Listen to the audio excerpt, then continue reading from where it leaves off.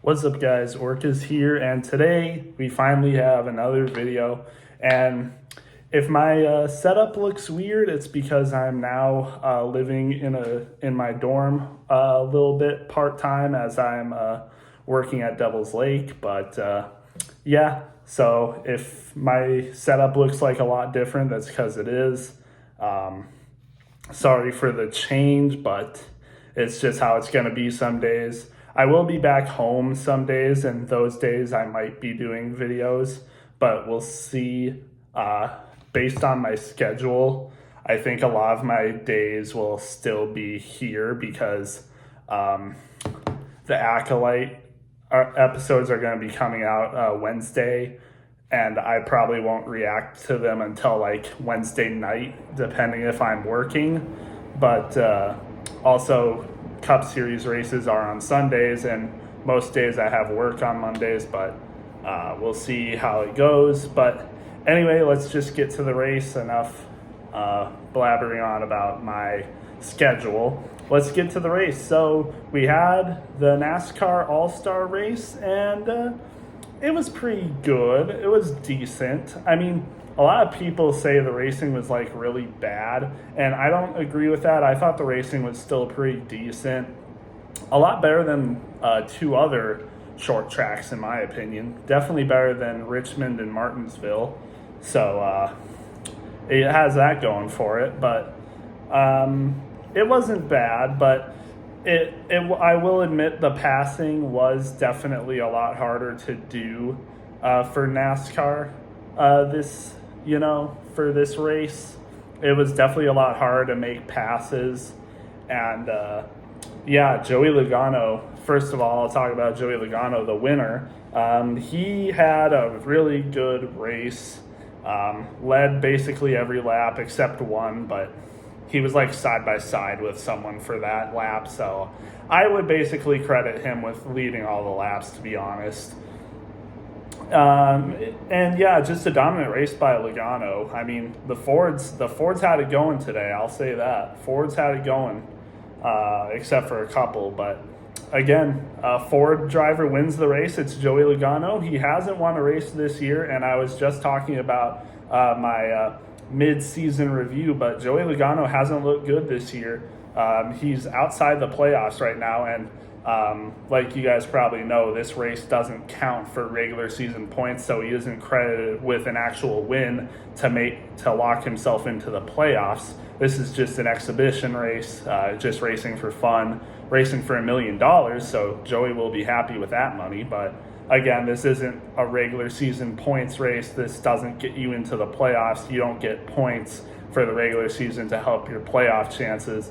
Just an exhibition race, but Joey Logano still looked dominant. I mean, this could be good momentum for him going into this next half of the season, and it could be good momentum for the Fords. Man, the Fords have looked good these last few races. I mean, you had Chris Buescher running up top for most of the races. In fact, he actually gets third this race. Buescher finishes third this race, so that's good for him. But otherwise, all the other Fords look good too.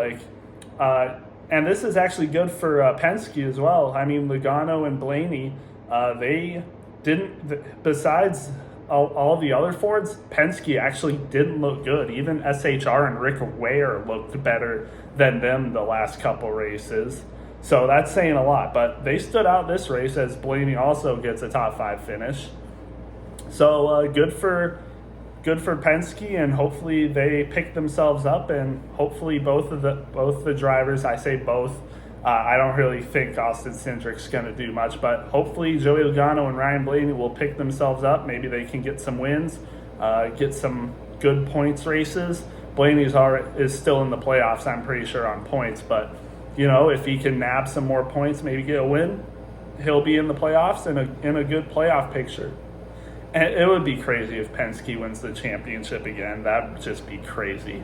But, again, not a bad race. They were doing a ton of different tire strategies. So they had the wet tires, soft tires, and then just the regular standard tires. And a lot of people were going with the soft tires. And I think why a lot of people didn't like this race is because I think a lot of people expected the tires to, perform better and wear off better, but they didn't. Again, it was really hard to pass people. You could really only do it in the first few laps. And again, it definitely, you could see it by the racing, but like the drivers were side by side with each other and they just couldn't make passes. Denny Hamlin was side by side with Logano for a good amount of laps and he just couldn't pass him. And Denny Hamlin's normally good at passing people, so it's like, yeah, I can I can understand why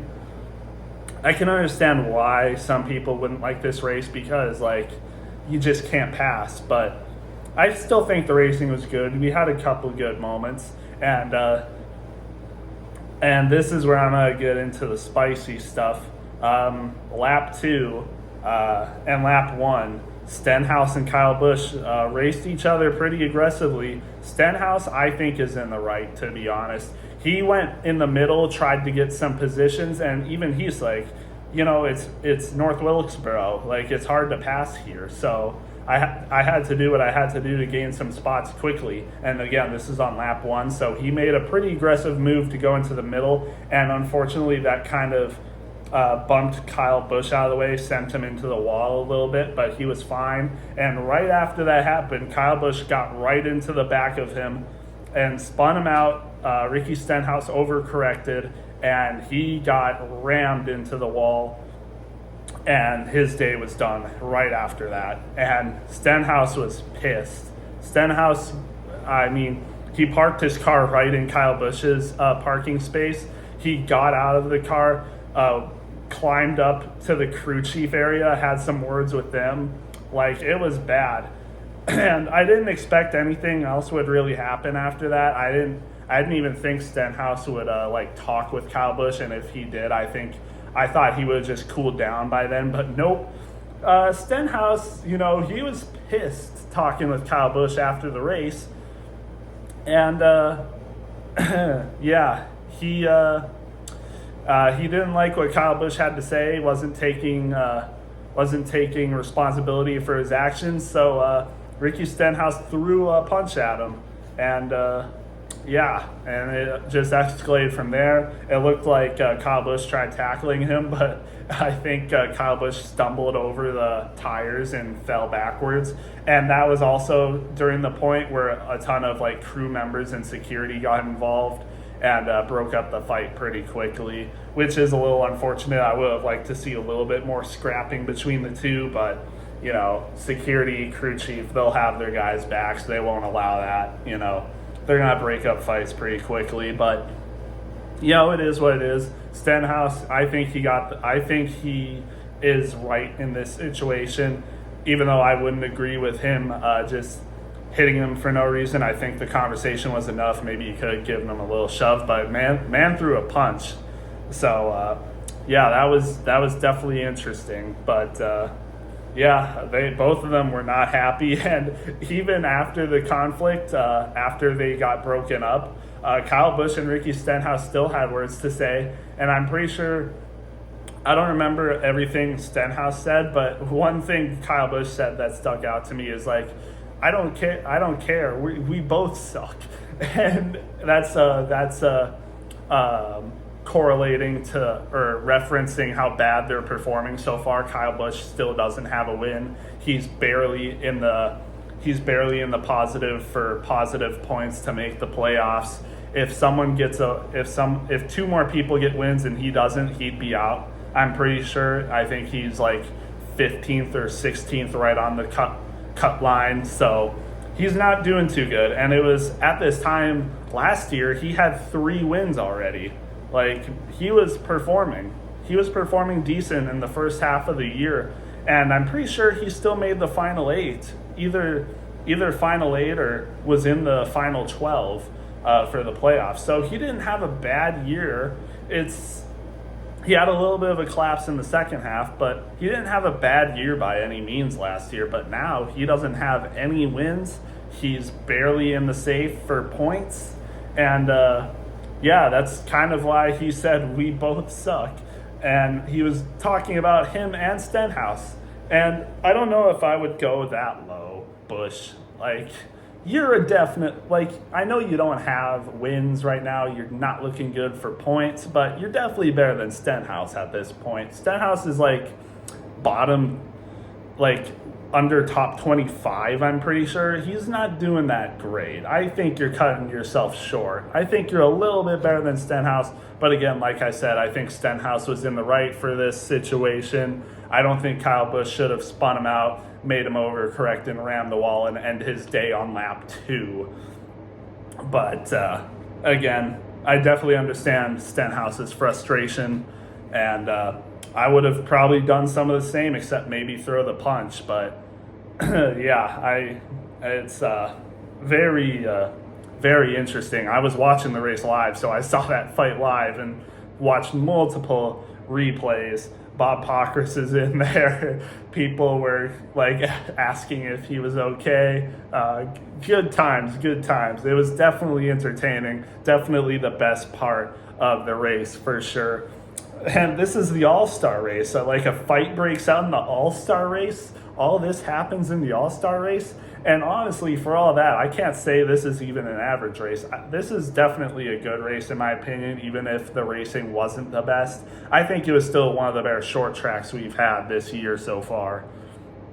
So, in honesty, I would probably give it above a 70 for sure. But before I get to the final rating, I'm just going to go over the drivers real quick. Logano, like I said, won this race in dominating fashion. Not bad for him at all. Denny Hamlin gets second, also had a great race. I was thinking he could possibly steal it when he was side by side with Joey, but just couldn't pass him, unfortunately for him. But and unfortunately for the fans, because I feel like we could have seen more passing today, but that's just how it was. Chris Buescher, third place, like I said. Pretty good day for RFK. Keselowski was up there a little bit, but then fell behind, but that's unfortunate for him. Kyle Larson gets fourth. Kyle Larson, man, what a story. I'd say either his storyline yesterday was either the third or second most top storyline of the day. Man went from qualifying in IndyCar for Indianapolis. Right after qualifying, had to take a flight in a helicopter just so he could get to just so he could get to North Wilkesboro, and then drove the race and finished fourth. He didn't even run any practice laps or do the qualifying. Freaking Harvick did that for him. So he had no practice or experience on this track this year, and he still got a fourth place finish. So that's crazy. Good for Kyle Larson. And honestly, good for him in IndyCar. I might watch the Indy 500 just to see him race, but we'll have to see. Ryan Blaney gets fifth. Again, not bad for Penske, 2 top fives. Good for him. Bubba Wallace Jr. Gets sixth. He had to race his way into this into the All-Star race, and he ended up getting second in the Open, so he qualified and got in. Ends up with a sixth place finish. Not bad for him. Ross Chastain finished seventh. Elliott finishes eighth, so a couple of Chevy drivers there. Michael McDowell gets ninth, not bad. Another Ford driver, so that's 3 Fords in the top 10, I'm pretty sure. Yeah, so a little bit less Fords than I originally kind of made it seem like, but still, out of 20 drivers in this race, 3 Ford drivers isn't bad for the top 10. So, not bad for him. And Kyle Busch actually gets the top and rounds out the top 10 in 10th place. So interesting for him. Not bad, but he had that altercation. So yeah. Noah Gragson, who got in with the fan vote, which surprised me. Noah Gragson finished 5th, I think, in the Open, but he got in because of the fan vote. He voted most popular. I'm surprised Carson Hocevar and Justin Haley's campaigns didn't really do that much for them. Only Hocevar earlier this week was in the top 5 voting for Open. For the All-Star race. So I was a little surprised Haley wasn't even in there. He did some last minute campaigning, but I guess that still didn't really help. But Gregson takes it. interesting for him. I hope he performs better this half of the season. That'd be really nice to see for an SHR driver as well. Truex finished 12th, just not a great day. Gibbs, his teammate, finished 13th, also not a great day. Also, Christopher Bell finished 17th, so not a really good day for JGR besides Denny Hamlin. So interesting there, but I guess that's how it is sometimes with JGR. Sometimes they're like really good, and then sometimes they're just mid, which is weird, but you know, it happens. Tyler Reddick finishes 14th, Suarez 15th, Keselowski, like I said, finished 16th. He was running up there a little bit, but just fell behind, I guess. I don't know what happened. And then AJ Allmendinger, who's in this race because he won a race last year during the playoffs, even though he wasn't in the playoffs. Won a race last year, so that's why he was able to get into the All-Star race this year, despite him not being a full-time Cup Series driver anymore.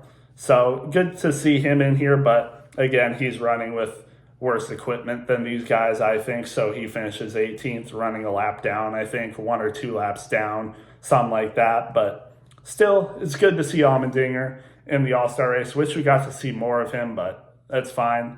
I like to see Allmendinger still get these Cup races. William Byron, I think, broke a toe link or something. He hit the wall hard on one of the early laps, so he fell multiple laps down. Unfortunate for him. So again, pretty not good race for some drivers. Bowman, again, I'll mention Hendrick.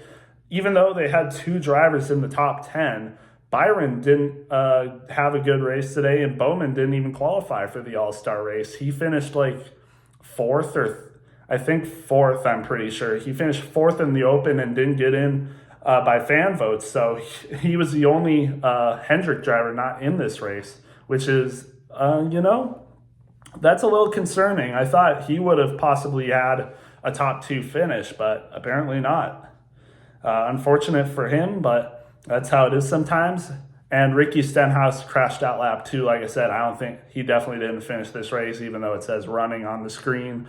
He did not finish this race because of that. So yeah, that's a North Wilkesboro All-Star race. Not a bad race at all, I don't think. The racing wasn't that great, but I still think it was good. Shorter laps probably helped that case. If it was like 400 or 500 laps, maybe I would have had some issues later on. But, you know, short, sweet, simple race. Still liked it. I'd give this race probably a 74, maybe a 75. So not a bad race. Good race. And yeah, that's all I have for North Wilkesboro All-Star race. We got, it's the Coca-Cola 600 next week, the longest race in NASCAR. So that's going to be a fun one to watch. I can't wait to watch that. And then I'll probably have my video out for that Monday night, hopefully. But yeah, we'll see you then. Have a good one.